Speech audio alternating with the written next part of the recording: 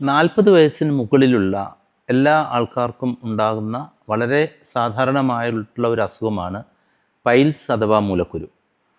Piles ഉണ്ടാകാനായിട്ട് ഉള്ള കാരണങ്ങൾ നോക്കുകയാണെങ്കിൽ ഇത് കൂടുതലും കണ്ടുവരുന്നത് നോൺ വെജിറ്റേറിയൻസിലാണ്. ബേസിക് ആയിട്ടുള്ള ഒരു പ്രോബ്ലം എന്ന് പറയുന്നത് കോൺസ്റ്റിപ്പേഷനാണ്.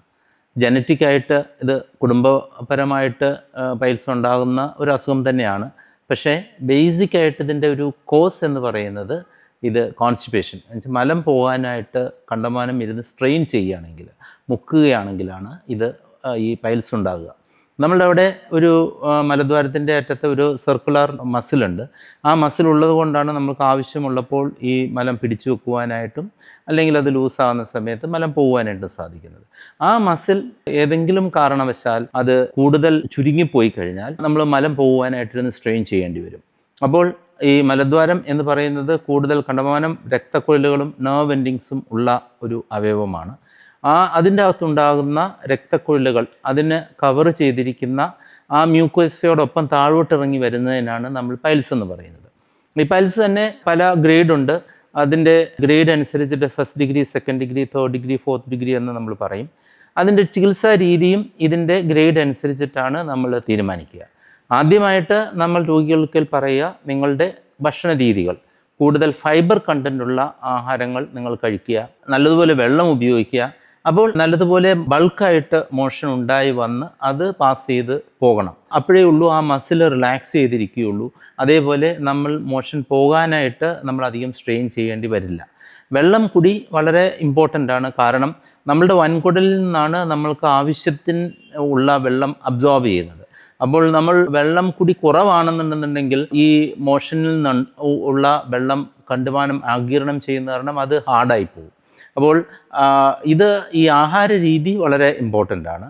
പിന്നെ എപ്പോഴും നമ്മൾ സ്ക്വാറ്റ് ചെയ്യുന്നതിനേക്കാളും നല്ലത് യൂറോപ്യൻ ക്ലോസറ്റ് യൂസ് ചെയ്യുന്നതാണ് നല്ലത്. അപ്പോൾ ഇതാണ് നമ്മൾക്ക് മൂലക്കുരു വരാതിരിക്കാനും അല്ലെങ്കിൽ വന്നു കഴിഞ്ഞാൽ ആദ്യ ഘട്ടങ്ങളിൽ നമ്മളുടെ ആഹാര രീതികൾ മാറുന്നതും കൊണ്ടും കുറച്ച് മരുന്നുകൾ നമ്മൾ കൊടുക്കുന്നതുകൊണ്ടും ഇത് നമ്മൾക്ക് ഇതിന് ശമനം കിട്ടും. ഫസ്റ്റ് ഡിഗ്രി, സെക്കൻഡ് ഡിഗ്രിയേക്കാൾ നമ്മൾക്ക് ചിലപ്പോൾ ഇതേപോലെ നമ്മളുടെ ആഹാര രീതികൾ മാറ്റി, അതേപോലെ നമ്മൾ സ്ട്രെയിൻ ചെയ്യാതിരിക്കുക, മരുന്നുകൾ ഉപയോഗിക്കുക. ഈ രക്തക്കൊഴലുകൾ ചുരുങ്ങുവാനായിട്ടുള്ള മരുന്നുകൾ അവൈലബിൾ ആണ്. അത് കഴിക്കുന്നതുകൊണ്ട് ചിലപ്പോൾ ആശ്വാസം കിട്ടിയെന്നിരിക്കും. സെക്കൻഡ് ഡിഗ്രി, തേർഡ് ഡിഗ്രി ഉള്ള ആൾക്കാർക്ക് നമ്മൾ ഇതിന് ചികിത്സ ആവശ്യമായി വരും.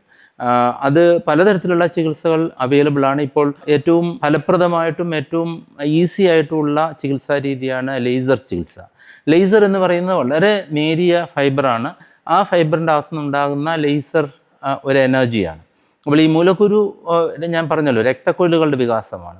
അതിൻ്റെ അകത്ത് നമ്മൾ ലേസർ കടത്തി വിടുമ്പോൾ ഇത് വളരെ ഈസി ആയിട്ട് ഇത് ചുങ്ങിപ്പോകുവാനായിട്ട് ഇടയാക്കും. ലേസർ ചികിത്സ നമ്മൾ പല അസുഖങ്ങൾക്കും ഇപ്പോൾ ഉപയോഗിക്കുന്നുണ്ട്. അതിലൊന്ന് പ്രധാനമായിട്ട് നമ്മൾ ഉപയോഗിക്കുന്ന ഒരു ഏരിയയാണ് ഈ മൂലക്കുരുവിനുള്ള ചികിത്സാ രീതി. ഈ ലേസർ ഫൈബർ എന്ന് പറഞ്ഞാൽ വളരെ നേർത്ത ഫൈബറുകളാണ്. അത് നമ്മൾ ഈ മൂലക്കുരു എന്ന് പറയുന്ന രക്തക്കുഴലുകളാണല്ലോ, അതിനുള്ളിൽ നമ്മൾ കടത്തി ഈ ലേസർ നമ്മൾ പാസ് ചെയ്ത് കഴിയുമ്പോൾ അത് വളരെ വേഗം ചുങ്ങിപ്പോകുവാനായിട്ട് സാധിക്കും. അപ്പോൾ ഇതൊരു ഡേ കെയർ സർജറിയാണ്. രാവിലെ വന്ന് ചെയ്ത് വൈകുന്നേരം പോകാം. മുറിവുകൾ ഒന്നും ഇല്ലാത്തത് കാരണം വേദനയോ കാര്യങ്ങളോ ഒന്നും ഉണ്ടാവില്ല. കുറച്ച് ഒരു ചൂടാണ് ലേസർ എന്ന് പറയുന്നത്, കുറച്ച് ചൂട്. ആ ചൂടിൻ്റെ കുറച്ചൊരു ചെറിയൊരു നീട്ടിൽ മാത്രമേ ഉണ്ടാവുകയുള്ളൂ. അതും ചിലപ്പോൾ ഒരു 1-2 ദിവസത്തിനുള്ളിൽ അത് മാറിപ്പോകും. പിറ്റേ ദിവസം തന്നെ നമുക്ക് സാധാരണ രീതിയിലുള്ള ആഹാരം കഴിക്കാനും സാധാരണ ജോലികളിൽ ഏർപ്പെടുവാനായിട്ടും സാധിക്കും.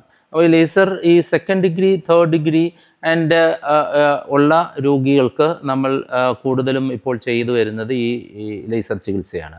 ഫോർത്ത് ഡിഗ്രി ആണെന്നുണ്ടെന്നുണ്ടെങ്കിൽ അത് കണ്ടമാനം വലുതായിരിക്കും.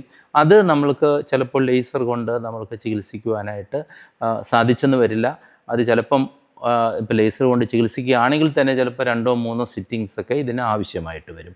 അത് ഏറ്റവും നല്ലത് നമ്മൾ വർഷങ്ങളായിട്ട് ചെയ്തു വരുന്ന സ്റ്റേപ്ലർ ഹെമറോയിഡക്ടമി. ഇത് കംപ്ലീറ്റ് നമുക്ക് വട്ടത്തിൽ അത് എടുത്തു മാറ്റുവാനായിട്ട്, അവിടെ മുറിവില്ലാത്ത രീതിയിൽ എടുത്തു മാറ്റുവാനായിട്ട് സാധിക്കുന്ന ഒരു ഉപകരണമാണ് സ്റ്റേപ്ലർ ഹെമറോയിഡക്ടമി.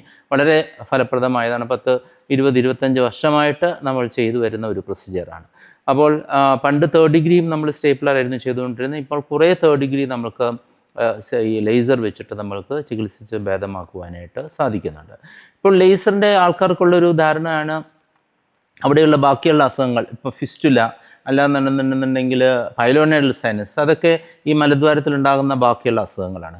ഈ ഫിസ്റ്റുല ട്രീറ്റ്മെൻറ്റ് ലേസർ ചെയ്ത് കഴിഞ്ഞാൽ ഫിസ്റ്റുല തന്നെ രണ്ടാമത് ഉണ്ടാകാനായിട്ട് സാധ്യതയുള്ള ഒരു അസുഖമാണ്.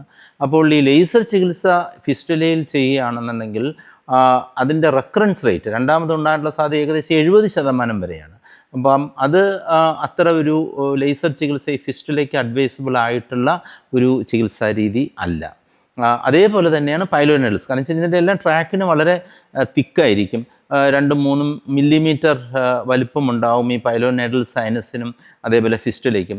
നമ്മളുടെ ലേസർ എന്ന് പറയുന്നത് ഒരു 0.5 mm ഉള്ളൂ ഇത് പെനിട്രേറ്റ് ചെയ്യുകയുള്ളൂ.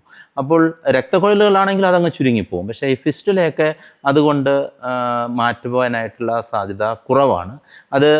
അത് മാത്രമല്ല ഈ ലേസർ ചികിത്സ ഫിസ്റ്റുലയ്ക്ക് ചെയ്യുമ്പോൾ അവിടെ എന്തായാലും ഒരു ചെറിയ വൂണ്ട് വേണ്ടി വരും, ഒരു മുറിവ് വേണ്ടി വരും. ഇപ്പോൾ ഫിസ്റ്റുല നമ്മൾ വളരെ അതേപോലെ തന്നെ ചെറിയ മുറിവുകൾ കൂടി ചെയ്യുന്ന ടെക്നിക്ക് ഉണ്ട്. ലിഫ്റ്റ് എന്നൊക്കെ പറഞ്ഞിട്ടുള്ള ടെക്നിക്കുണ്ട്. അതിൽ കൂടിയാണ് നമ്മൾ ഫിസ്റ്റുല ചെയ്യുക. അതായിരിക്കും കുറേയും കൂടെ നല്ലതുള്ളത്.